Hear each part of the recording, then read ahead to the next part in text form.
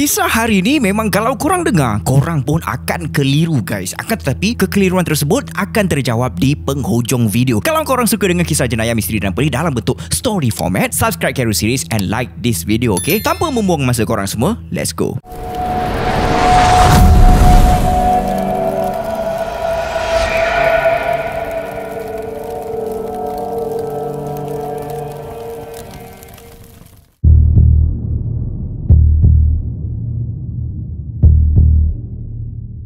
Jepun terdiri daripada 4 pulau utama. Pulau yang paling utara dipanggil Hokkaido, dan dekat Hokkaido ada sebuah taman negara yang sangat cantik bernama Daisetsuzen. Taman ni ada nickname yang epic tau. Nama dia adalah Playground of the Gods sebab tempat ni penuh dengan gunung-gunung gergasi yang menjulang sampai ke awan. Gunung paling tinggi dalam taman negara ni ialah Mount Asahidake dan tinggi dia lebih daripada 7,500 kaki, dan disebabkan itu ianya menjadi destinasi hiking yang sangat popular di Jepun. Laluan untuk sampai ke puncak biasanya dianggap agak mudah, lebih kurang satu jalan yang lurus je. Tapi masalah dia ada satu bahagian yang memang licik sikit guys. Bila kau dah semakin hampir ke puncak gunung, pokok-pokok akan mula hilang sikit demi sikit dan kau akan mula memasuki kawasan yang terbuka. And dalam kawasan ni, trail ataupun laluan jadi tak jelas, macam kabur. Susah nak confirm kau sedang ikut jalan yang betul ataupun tidak. Dan disebabkan itu, para pendaki selalu diberi arahan sebelum mereka memulakan pendakian, yang di mana mereka perlu mencari satu landmark, dan landmark tersebut adalah seketul batu besar berbentuk petak, dan batu tu dipanggil sebagai Safe Rock. Kononnya bila kau dah sampai di Safe Rock nanti, baki laluan untuk sampai ke puncak akan jadi senang nak jam dan senang nak ikut sampai habis lah, sampai ke puncak. Tapi ada twist dekat sini. Di dalam kawasan yang sama terdapat satu lagi batu petak yang nampak lebih kurang sama macam Safe Rock, dan batu tiruan tersebut dipanggil sebagai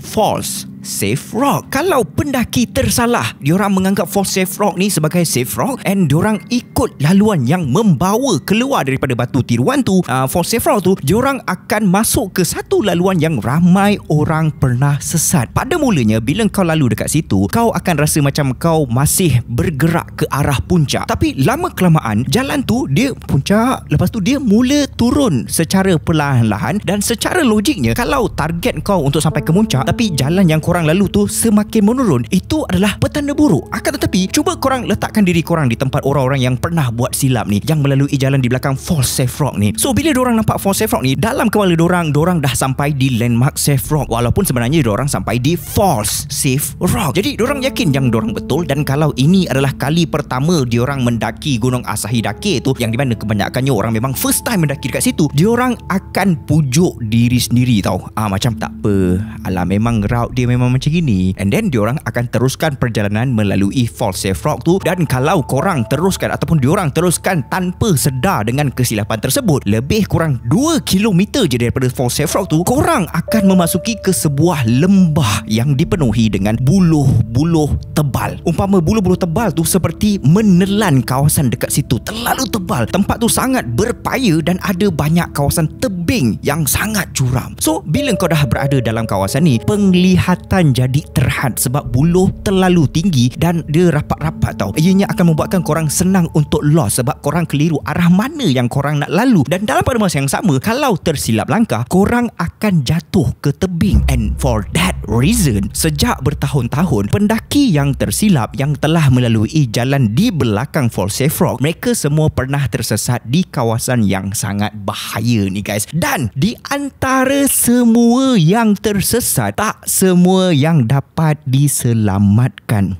So guys, pada Julai 1989, 2 orang lelaki daripada Tokyo sedang membuat pendakian untuk menuju ke arah puncak Mount Asahidake. Apabila mereka sampai ke batu yang mereka ingatkan itu adalah Safe Rock, mereka tersilap. Itu adalah False Safe Rock. Jadi bila mereka ikut laluan di belakang False Safe Rock, tak lama selepas tu mereka pun sesat di dalam lembah buluh tadi yang Cairo cerita tadi tu. So bila malam tu, bila 2 lelaki ni tak balik, kawan-kawan dan keluarga diorang pun call polis. Operasi mencari pun dijalankan dilakukan. Hari pertama tak ada hasil, tak jumpa dua lelaki tu. Polis tak tahu diorang ni pergi ke mana. Pasukan penyelamat fokus cari dekat sekitar kawasan berpaya tu sebab diorang sangka yang dua lelaki tu mungkin ada dekat situ. Tapi still tak jumpa juga. Sampailah pada 24 Julai sebuah helikopter terbang di kawasan gunung, and di satu tempat yang sebenarnya tempat tu belum betul-betul dicari secara menyeluruh. Dan apabila helikopter tu membuat pusingan di satu selekor, pilot dapat view ke bahagian pertengahan gunung tau. Dan dekat situ dia nampak kawasan lapang yang luas, dan di tengah-tengah kawasan lapang tu ada 3 huruf besar dibina menggunakan batang kayu, dan huruf tu membentuk perkataan SOS.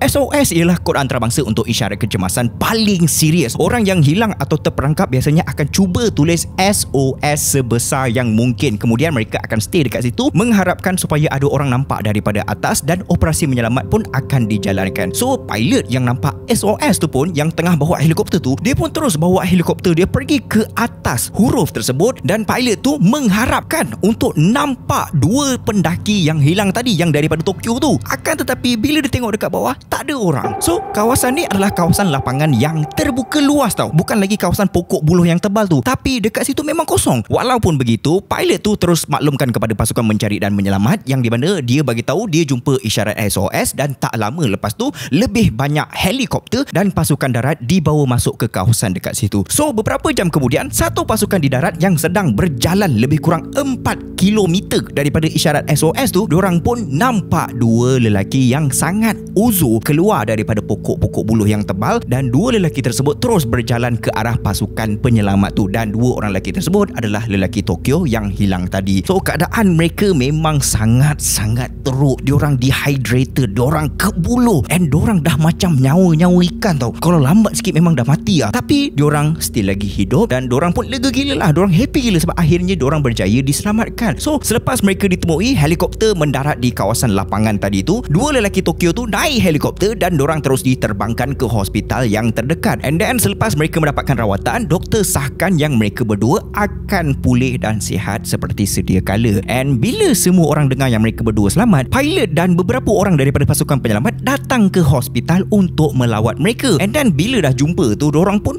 berbual lah sesama diorang. Dan di dalam perbualan tersebut, pilot pujilah dekat diorang, kau ni memang bijak lah sebab buat isyarat SOS tu. Kalau korang tak buat, kita orang memang takkan jumpa kau dekat situ. Dan selepas 2 lelaki tu dengar pilot cakap macam itu, diorang jadi pelik tau. Diorang pandang sesama sendiri, and then diorang pandang dekat pilot, and diorang jawab, SOS apa? Kita orang tak ada buat SOS pun. So pilot tanya lagi, pilot ulang soalan yang sama untuk pastikan betul-betul, and yes, diorang memang tak buat isyarat SOS tu. And dekat situ, pilot dan pasukan penyelamat dah sedar akan satu benda, yang di mana kalau bukan diorang yang buat, maksudnya ada orang lain yang buat, dan orang tu masih belum diselamatkan.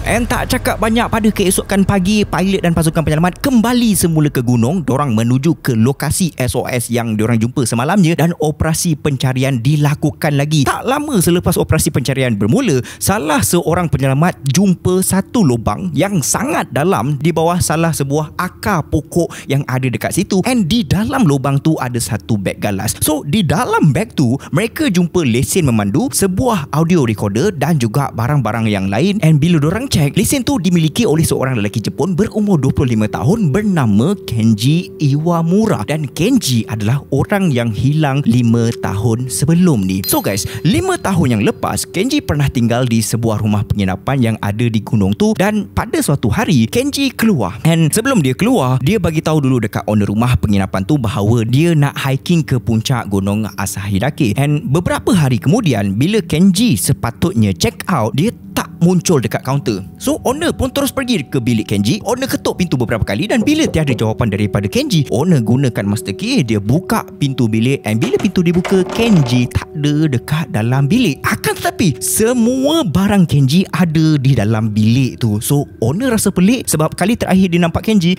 keluar untuk hiking. Kenji bagi tahu dekat owner. Jadi owner pun mengesyaki Kenji mungkin dalam bahaya. And then dia terus call polis dan buat laporan orang hilang. So pencarian pun dijalankan, tapi Kenji tak pernah ditemui, dan kes ni terus jadi misteri. Apa sebenarnya yang terjadi kepada Kenji?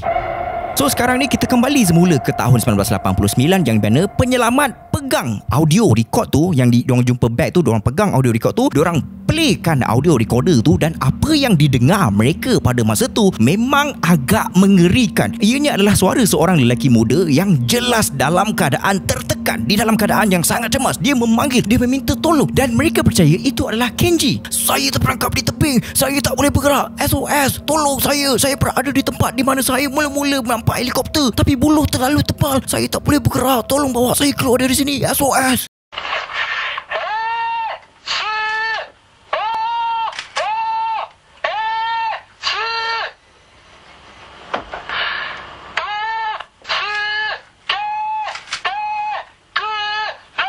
Pada masa tu, bagi polis, benda tu nampak macam terlalu straightforward tau. Beg galas ditemui dekat lokasi huruf SOS, dan dalam rakaman pun Kenji sendiri menyebut SOS. Jadi polis percaya Kenji ialah individu yang membina tanda SOS tu.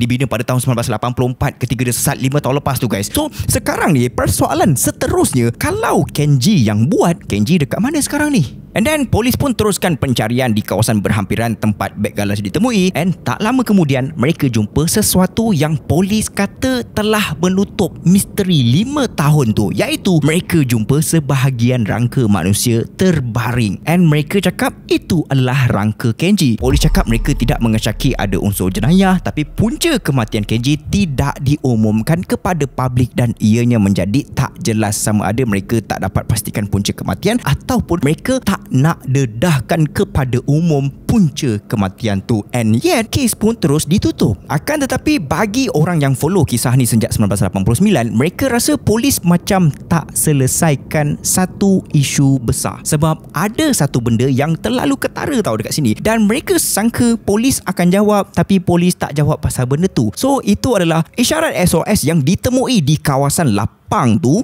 dibina menggunakan 19 batang kayu birch. So setiap huruf tingginya lebih kurang dalam 16 kaki dan lebar lebih kurang dalam 10 kaki. Batang-batang kayu tu pula kelihatan hampir sama panjang, dan potongannya nampak kemas dan profesional, seolah-olah dipotong dengan menggunakan kapah ataupun alat pemotong yang lain. Dan tempat SOS dibina pula berada beratus-ratus meter daripada lokasi pokok birch yang lain tau. Jadi sekarang ni bukan setakat tebang 19 pokok, Kenji juga perlu seret semua batang kayu tu ke kawasan tempat SOS tu disusun.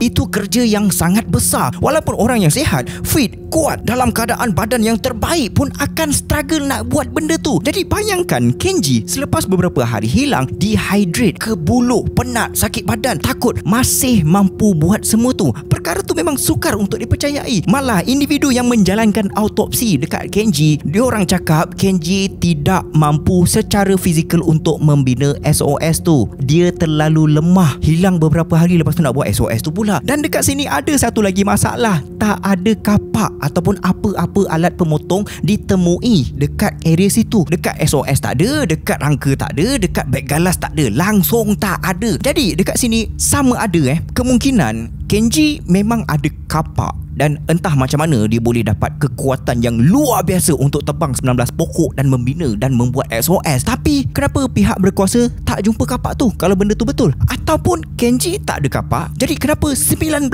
batang kayu birch yang dipotong dengan sempurna boleh wujud dekat kawasan yang tak ada orang pergi pun dekat situ?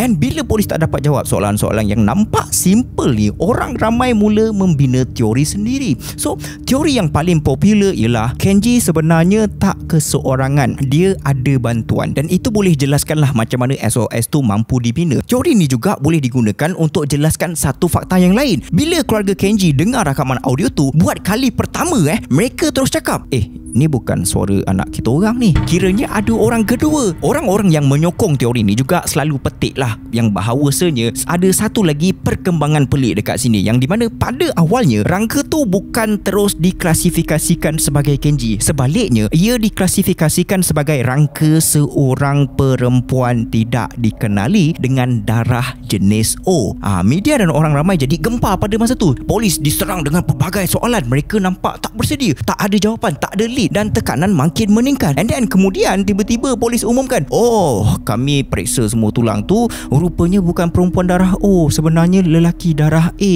Dan kebetulan jantina dan jenis darah tu sama seperti Kenji. Orang cakap macam itu. Ada yang dakwa ini hanyalah jalan mudah pihak polis untuk menutup semua lubang. Sebab mereka dilihat gagal menyelesaikan kes ni dengan baik. So based on that theory, mengikut daripada pandangan tu, rangka tersebut bukanlah rangka Kenji. Kenji masih belum ditemui dan rangka asal tu sebenarnya milik perempuan berdarah O, iaitu orang kedua yang disyaki wujud. Namun realitinya, walaupun teori orang kedua tu mungkin nampak macam masuk akal, besar kemungkinan pihak berkuasa takkan buka balik kes ni. Sebab benda ni dah dikira sebagai close case, dah ditutup. Jadi setakat hari ni satu-satunya benda yang confirm, isyarat SOS di sisi gunung tu telah menyelamatkan nyawa 2 lelaki daripada Tokyo pada tahun 1989. Tetapi siapakah pembina atau pembina-pembina ramai SOS tu? Benda tu masih lagi kekal misteri sampai sekarang.